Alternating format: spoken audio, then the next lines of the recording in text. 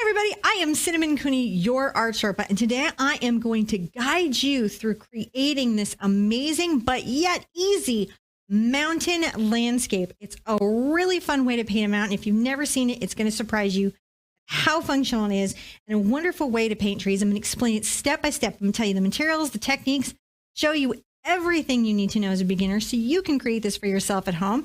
Get your paint, get your brushes, come back and meet me with easel right now. You and me, we're going to paint this.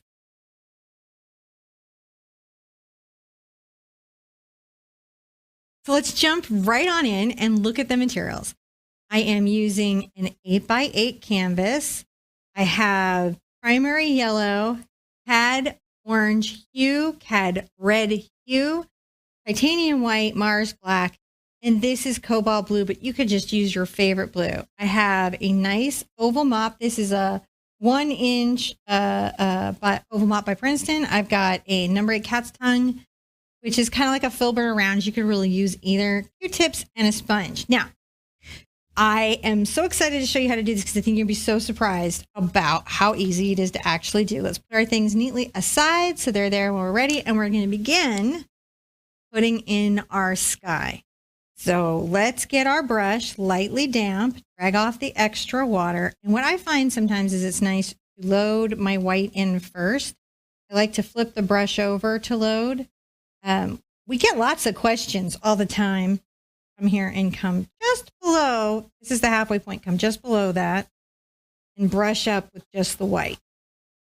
Right. This kind of primes the canvas with a little bit of white paint. It'll help you not over darken your sky. I'm going to load up with our blue, a little bit of white, back and forth. My pressure is light. And then as I go up, I kind of increase the pressure. And you can see that gives us the beginning of a very nice blue sky. Come up from the top with some pure blue. Coming back down. I like to rinse out at this stage. Rinse out completely. Dry off with a towel. Just get any towel that you don't mind like losing to the paint. Doesn't have to be like a cloth towel. I just like it. I'm going to get a little more of my white coming up from the bottom and make sure that that's a nice little blend that's going on there. You want a beautiful, clear blue sky behind your mountain. Darker at the top, lighter at the bottom. If you feel like you've got streaks or anything in it that you're not liking, what can help is to rinse your brush out completely, dry it off, and then just take the damp brush back across, going up to smooth things out. Now we know we've got the mountain coming through the center, right? It's so exciting to be able to paint a mountain, especially when you're new to painting, because that feels like one of the more challenging subjects. And this mountain class will help you do other mountains a little bit easier, but I want to show you a couple cloud tricks. So I've got this little sponge here. This is just a little sea sponge. You could use a kitchen sponge. You get it damp, and you want to wring out the extra water, because you can see if you get water on there, it's going to make a little stain. I'm going to load up with some white.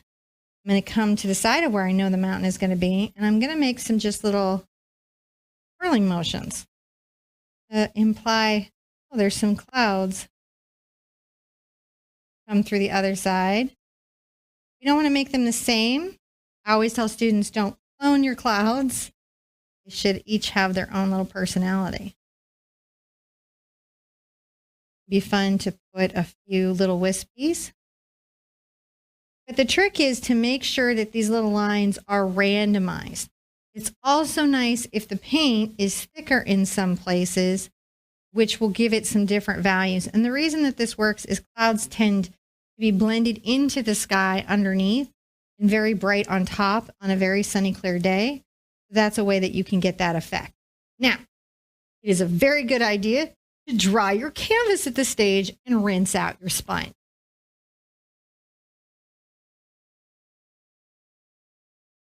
Now that you have your really great sky to start out with, and this sky will work in a lot of paintings, let's kind of roughly sketch in our mountain. I'm going to use white paint because that's not going to be too overpowering. And let's make sure that we have room from the top. So if I place 3 fingers from the top of the surface, I'll make sure that my mountain doesn't get too away from me, because sometimes when you're painting, things can get away from you. This is a number at cat's tongue. You can use a round, you can use a filbert. You just want a brush that gives you a point and a nice edge. And I'm going to come down on the left-hand side, making a rough mountain side. Mountains are very jaggedy. If you need to, like if you're coming through a white spot on the clouds, you can switch to blue too to sketch. You just want something that's your sky color as you do. Sketching down that way. Come back into kind of my more white. And again, this is very Matterhorn-like. It does remind me of that a bit. I'm going to get into my blue. Sometimes I have my students sketch with chalk, which is another great reason to have your painting be dry, because then you can use like chalkboard chalk to sketch and change your mind very easily. Also, if you don't enjoy drawing, it's okay. That doesn't mean that you can't paint.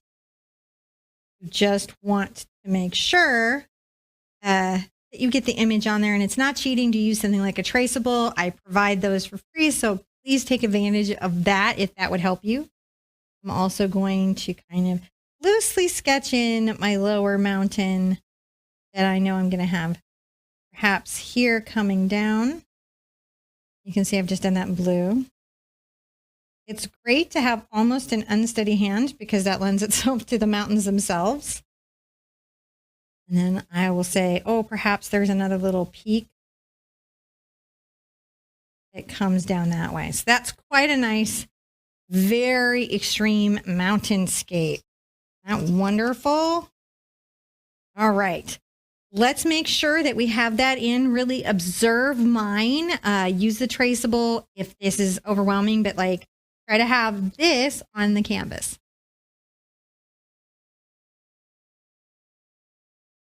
Okay, great job. Now we're ready to start putting in the values in the paint that sort of shape this into a mountain. Let's take our blue kind of really quick and mix it in with a bit of our black. It's a kind of blue-gray.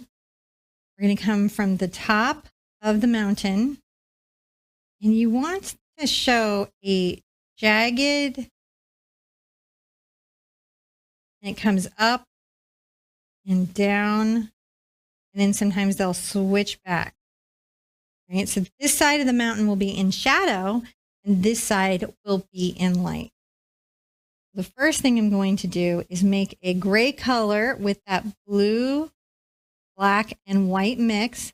A little bit blue, that'll help it feel like snow. And I'm going to come in and paint this side in at first with that blue-gray color. Whenever you're doing mountains, whether you are doing this great introduction to a mountain, or you get like real serious and you're like, you're going to paint an exact mountain range, the principle of this will always be the same. You can do this with a palette knife, but I find if you're really new to painting, palette knife works best when you understand what the palette knife is inclined to do.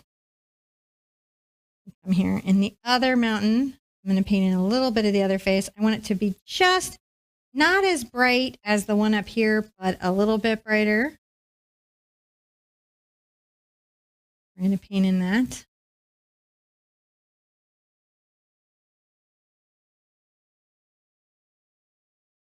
Give that some little rocky patterns.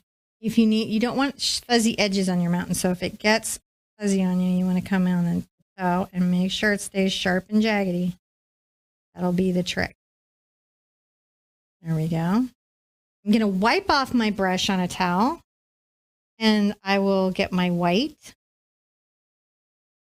and paint the sunny side of the mountain. These are the hills that are alive with that sound of music. I'm telling you, it's them. So you can see I'm just being a little bit precious and careful. My paint is really on the toe of my brush, and that will help me work these little delicate edges. It doesn't really matter what shape of brush that you are working with. You will want to have that. I can even come in and give some little mountain space like that. Really fun how you can do the shadows of your mountain. Come right up to the edge.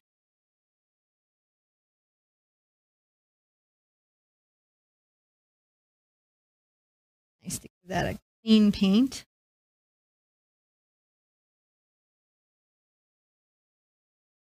And I might even get a little of my blue into that. A couple spots here. The reason for this is just to make sure that my mountain is a bit of a different color than the clouds.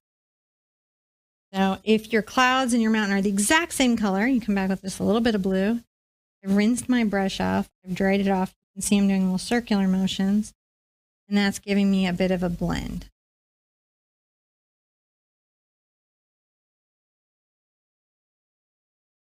And that'll work really well. Interestingly enough, this last mountain is a bit of a darker mountain. So we're going to take our blue and our black. We want it to be blue still, so I'm going to get a little blue into it. We definitely would like this one to be dark. Make sure we got lots of peaks and rough edges. I like the rough edges.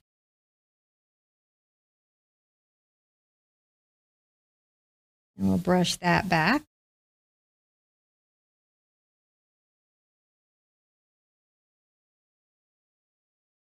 I'm going to come in with this color.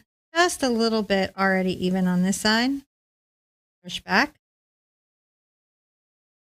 And see how I did that little brush there? And roughly brushing back. And I'm going to come here and add a bit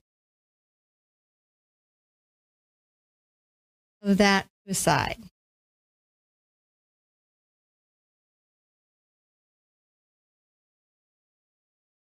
Let's come down at a point.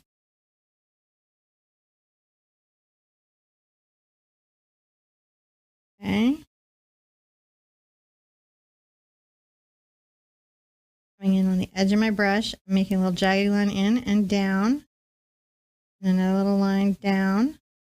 Comes towards the right. And it tapering, we want a bit of drama with that. Okay, when you have that, it's a good idea to actually allow it to dry so you can do some really cool dry brushing techniques to get the rest of your mountain faces in. It's going to make them look real mountainy.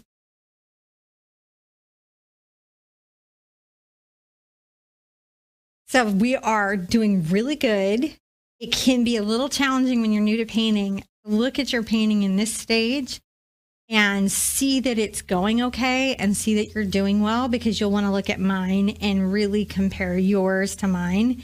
And what I'd like you to do with these references, with these steps, is to use them only as a guide to help you know the basic construct of the mountain. Remember, you're not a photocopy machine. You're not supposed to duplicate mine. You're painting along with me, and we're both going to get mountains, but yours may be a little different than mine. And if this is art, it's okay. Let's start adding some of those shadows and reflections that make the mountain very mountainy. I'm going to get my white paint, just a smidge of blue, just a smidge of blue. I'm going to come on the front face of this mountain right here. Again, using this cat's tongue brush. You could use a filbert, you could use a round. It's not super important. We're going to come right here and brush down. And see, as the brush comes back, it makes some faces there. One of the things that it does. You get even into some blue here. And white. And then I'm going to come a few places here. This is a much more rocky mountain. It has more granite in it and less snow. Maybe it's lower. Altitude is not as high. We do want to show this snow being here. These reflections, but we don't want it to be all that this mountain is about. Now, how I'm getting this, if you look, it's how my brush is loaded, and I'm not pressing hard. I'm doing a thing called dry brushing, And that's about the brush not being very wet and my pressure being very light. Okay? And then also just knowing that you got something and that's good, right? I can come back with a little bit of white and pop it and get some little things. But see, it doesn't take a lot for your brain to go, oh, that's a mountain. I know what that is. It's a mountain. Your brain wants to see a mountain. It's really wonderful how our minds work. That's the whole principle of art. I'm going to get into my black up here. I'm going to load up. My brush is not particularly wet. And we're going to make some of these very mountainy black spots that will happen on these high alpine kind of mountains. And using that dry brushing. And it is our friend. You can do this with palette knives. There's a whole lot of painting based on that concept. Palette knife, I find, is wonderful and super fun. So I don't want to discourage you from it at all. It's just easier to do when you sort of understand the principles of how the mountain is going to work to feel like the mountain that it is. Add a little bit of a darker area there. Sometimes it's nice to add a couple little darker spots that it is if it has found its little shadow. And you can bring some of these up. I'm going to take the black paint over to this side. Add a few little jaggedy lines. The thing to remember about mountains is that they are sharp and rough. They have been hewn by the forces of the earth. On the inside of this little up curve, we're going to make a little bit of a shadow. Inside of that little up curve, let's bring a little shelf in, curve it down, and pull some little rockety veins out. Isn't that wonderful how that works? Anywhere you want to add a little shadow to it, you can. Find it's fun to do. But you don't want to take it too far because that feeling of mountain happens real quick. Let's take a look at this, really look at this, try to get yours there. Doesn't have to be exact. Just follow along as best you can. Close is going to do a lot. You're going to be really happy with your result.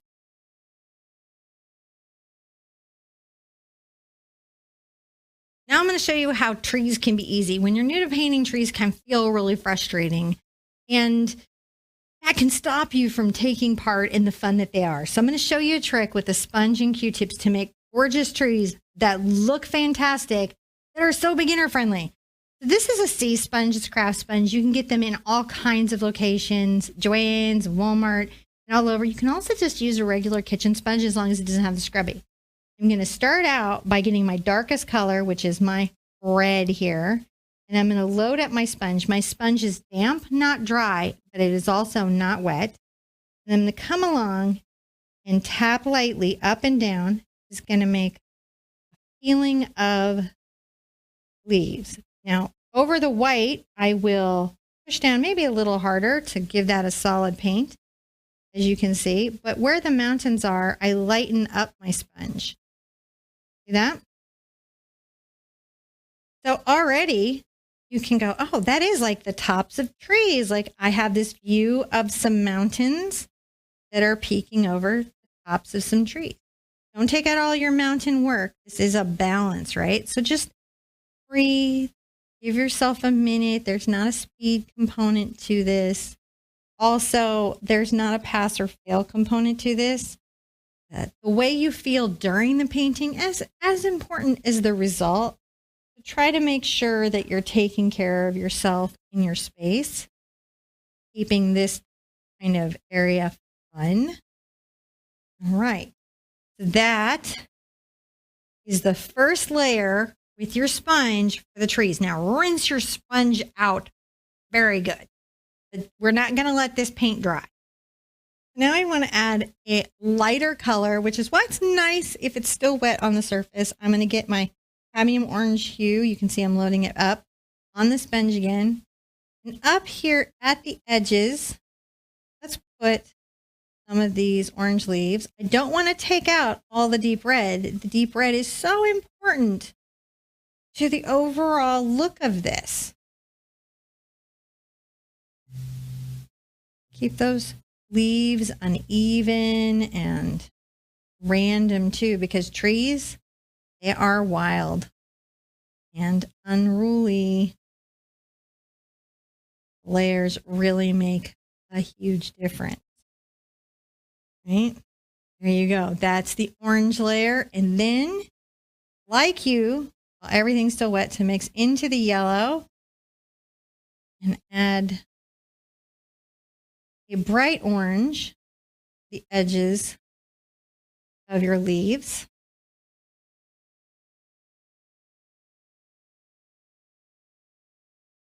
I am holding my sponge kind of pinched, and it helps me control where those go. And you'll see me turn it. I'm just trying to make sure that the tops of my trees seem soft.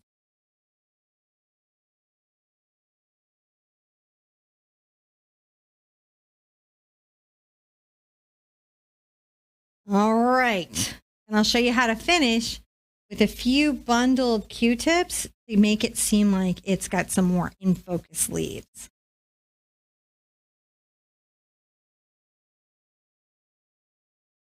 Well, we have some beautiful leaf structure here. Our hands have gotten a little messy. It can be a little hard on a manicure, but it just washes up with soap and water. So don't worry about that.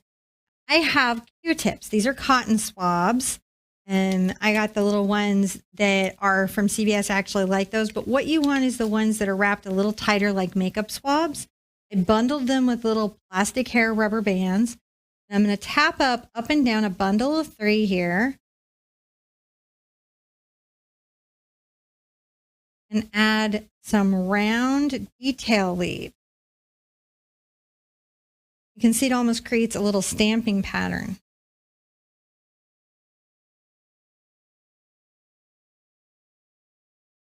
You don't want to do it everywhere. You want there just to be some. It also will help unify that top and bottom and make those 2 textural spaces very interesting.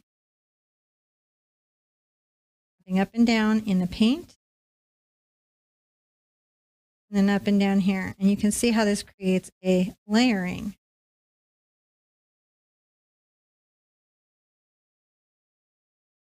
I don't want to take out everything I've done. I want to add to.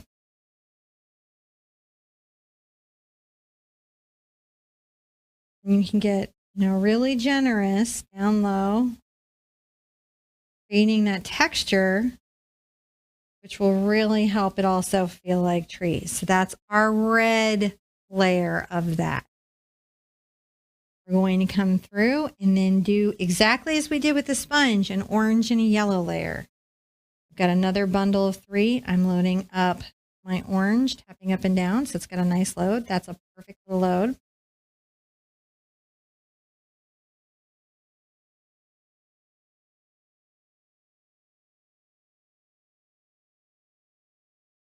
You don't want to remove your sponge work because that's pretty delicate. It's about letting the 2 of them work together to create a whole other texture that is unexpected, delightful to your eye. Tapping around. There we go. Looks pretty terrific. We get into another bunch of 3. I'm going to work into my yellow. It's okay if it has a little orange in it like before.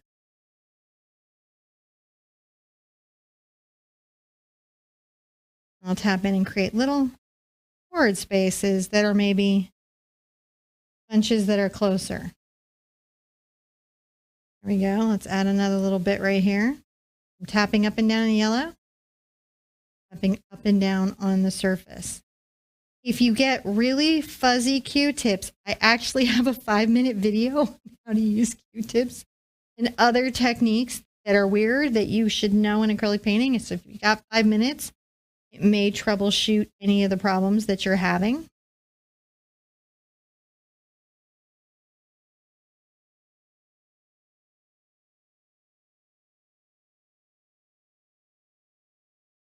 And you can see it's just about creating a few little painting moments. Don't get so stressed and drilled down that you miss your moment on the canvas where things have come together. There you go. That is what you're looking to do. So now you have these mountains peeking out of fall leaves with trees that you did that look like trees. Believe it or not, you just finished and you're ready to sign. Are you excited? Let's get a small detail brush, and we want something that will show up against our red. So I'm going to get a little detail brush here. I'm going to get it wet, and I think I'll do the white maybe. Let's see how that goes.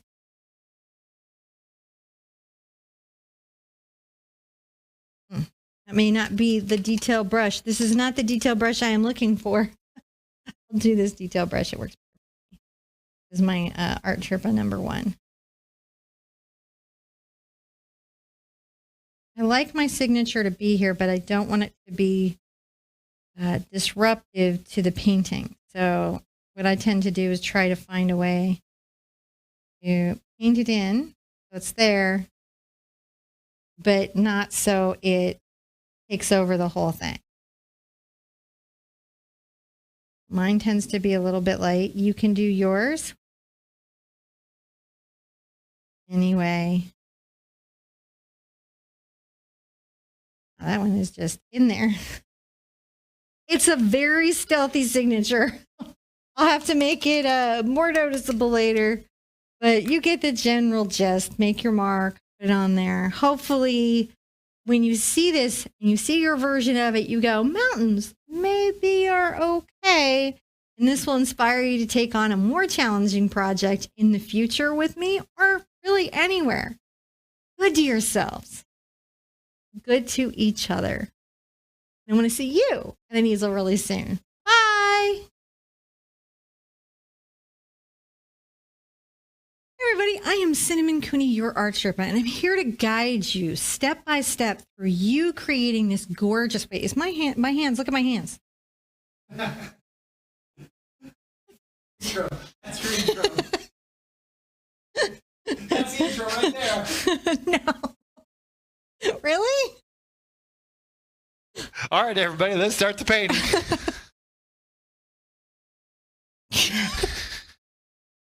I really have to clean these, don't I? Okay, go. I don't care. No one's going to see your hands. I talk with my hands. All right. Nobody can see them. All right. We'll go again. We're going to go again. All right. Okay. You have an outtake now. You must be so happy. All right. You know how you like them.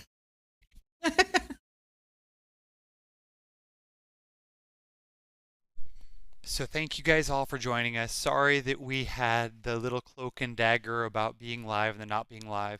My voice was kind of out, wasn't feeling too good, so we went ahead and had this recorded just in case because of all the problems and things we had with the broadcast. So thank you guys for joining us. We'll be back to our regularly live, and we won't be so sneaky about it. So thank you for joining us, and we'll see you guys next time.